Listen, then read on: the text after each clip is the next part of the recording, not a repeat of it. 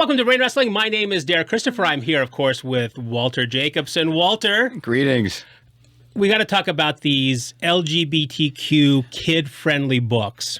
Absolutely. Now, have you seen the stuff that's going out there? Have you seen the title? First of all, you have to look them up. You can go on Amazon. You can find all these books. Right. And your head will fucking explode when you start looking at some of the titles. So, for example, they have stuff that's simple, like Rainbow, the first book of Pride. All right. But it's made for preschoolers to kindergartners. Then there's the big book of LGBTQ plus activities designed for 6 to 9-year-olds. And if that's not enough for you, it gets better.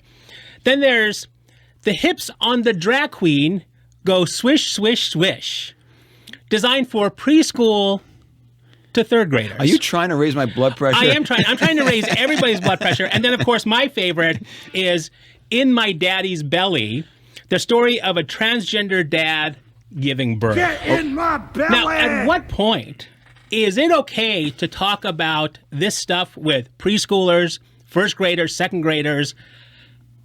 It's nuts.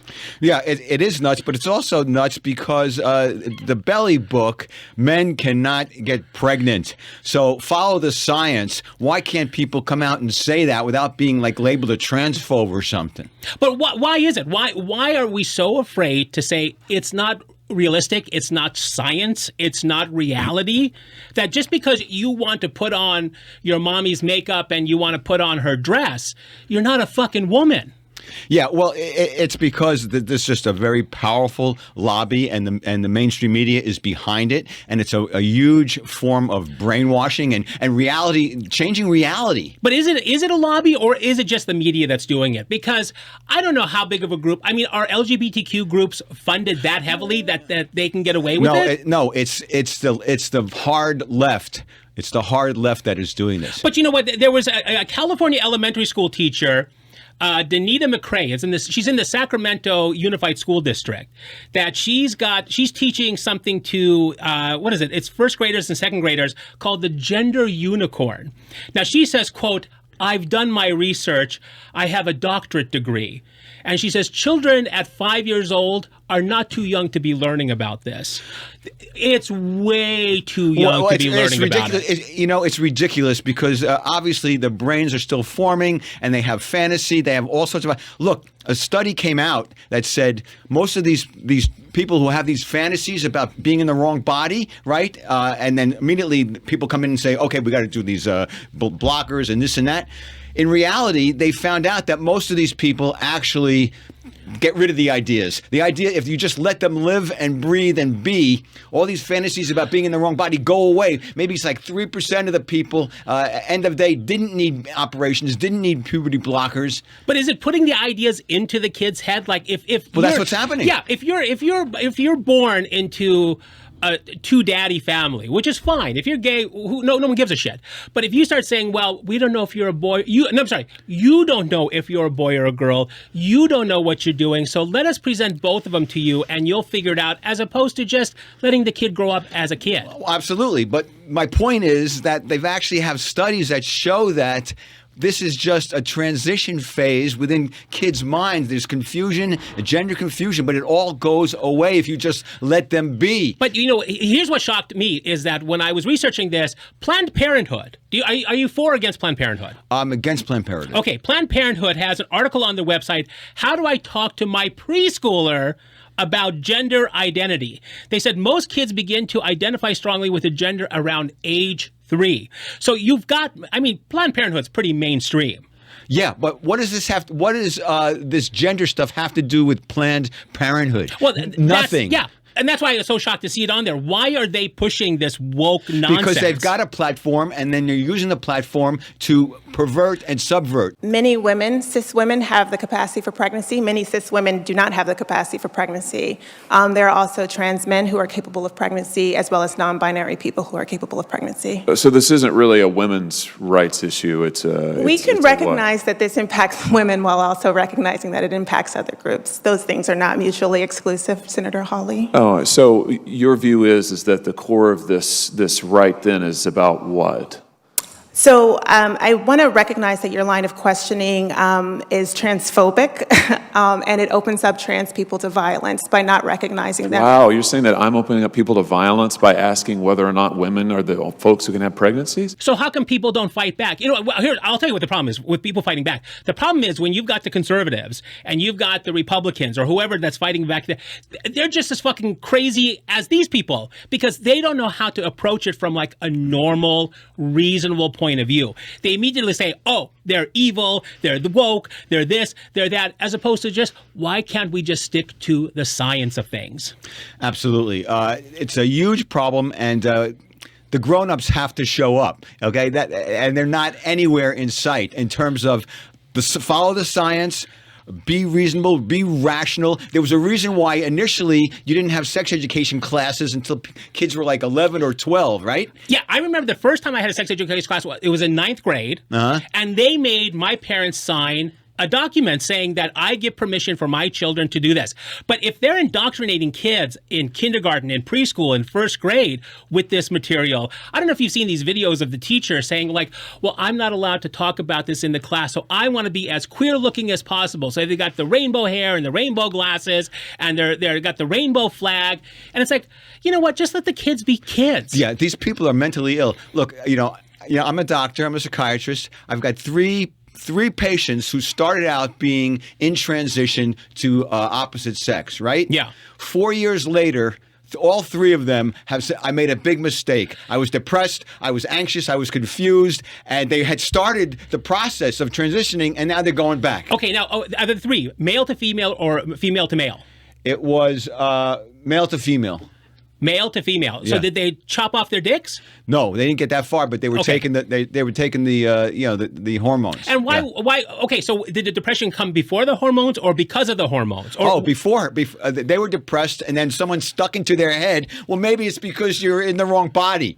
Yeah. Maybe you'd be happier if you were a girl. That kind of thing. So they start taking the feminizing hormones. They start looking like girls. But that goes back to, you know what, because they're seeing it all around them, they're hearing it all around them, it puts ideas in your head. I mean, you could start saying that, people are zucchinis. And if you start talking about people being zucchinis enough, you're going to be a fucking zucchini. They're not. Well, you see, I've met a few zucchinis in my time. Well, they were trying to get their zucchini cut off. So now, once they start the hormones, though, can you reverse back? Can you go back to where you were when you started the process, Yeah. or is there a point of no return? I must say that I actually don't know what I'm going to say like I do. Okay, just like everybody else in the media. I believe that that with hormones you can just stop the feminizing or the masculinizing hormones, go back to the normal hormone situation, and the hair, the skin, all that stuff should, in my opinion, should revert. Yeah. Obviously, when you cut off breasts or penises, then there's no going back. Now, why do people think that God made a mistake? So if you all of a sudden you're 18 years old and you're like, I should have been a boy, but God made me a girl. Where's the logic of now you're bringing religion into it and that God made a mistake? Well, this is just to prop up your position, basically. Yeah. If it's God, it's not my decision. Really, God did this, and now I'm going to kind of fix it. But it's just more excuses, more rationalizations. Yeah. Ultimately, look, you're confronted with just who you are and why you can't just be happy with that. But if you actually think that somehow or other you got you got something switched at birth, okay, make a change. But first, be counseled. Really understand what you're doing. If you're young, parents have to be involved. You can't do this behind parents' backs, and you can't teach them crap in schools without parents knowing. And then if the parents find out, you say the parents are wrong. But that's a big thing. Like when you talk about Sacramento, you're talking about the Sacramento Unified School District. It's no different than the New York School District, the LA School District. The fact that they're allowing somebody to impose she has the gender unicorn, that she uses that to talk to the preschoolers and the first graders and the second graders about their gender identity. And it's like, shouldn't parents be allowed to have a say in this?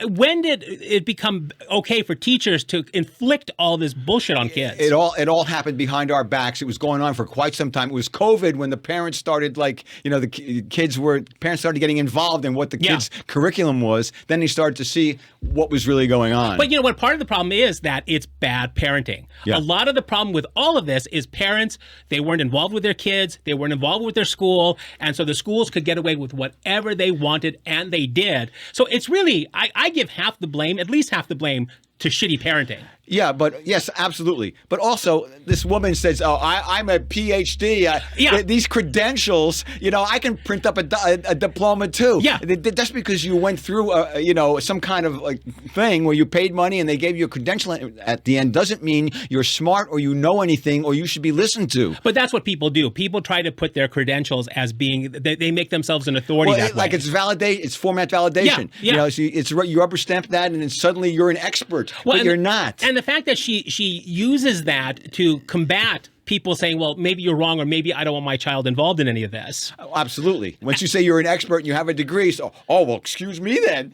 Yeah. And you know who's not an expert, but is a creator? JK Rowling. Hats off to JK Rowling, because a lot of trans kids and whatnot are pissed at her. Oh, we're not going to buy the Harry Potter thing. Who gives a shit? She doesn't give a shit at this point. But, there was a host on a broadcaster in England that called the cops on JK Rowling because she said that JK Rowling was misgendering her and saying that is a hate crime in the UK.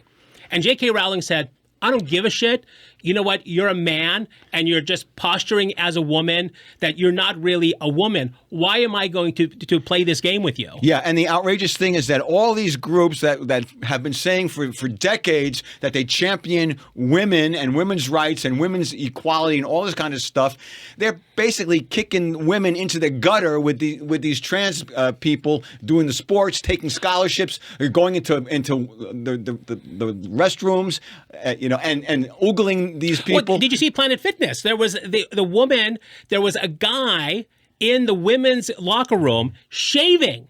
He was fucking shaving, and she took a picture and she complained to Planet Fitness. They canceled her membership and kicked her out. Yeah. But the guy could say, because he said, I identify as a woman, and is shaving and he's playing with his balls and whatever he's doing. But it's really crazy that all you have to do now is say that I'm a woman. Absolutely. Like at this point, gender identity equals what your sex is, which is obviously absurd. So if you say I'm a woman, then you get to get all the rights of women. Yeah. And where are the women coming out and saying this is wrong? It's unbelievable.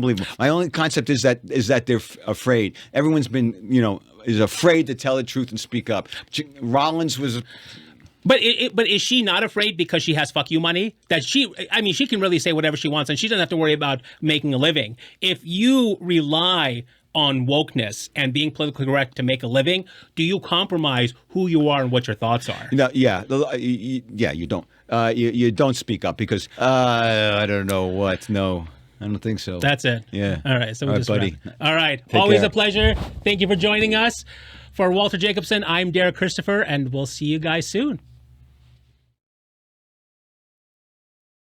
You're watching Brain Wrestling with Derek Christopher and Walter Jacobson, where Derek is always wrong, and it's fun to see. Well, fuck you, Walter. You're always wrong, but it's always fun to do brain wrestling with you. Don't forget that he's wrong, I'm right. I don't know what they have to say. It makes no difference anyway. Whatever it is, I'm against it. No matter what it is or who commenced it, I'm against it.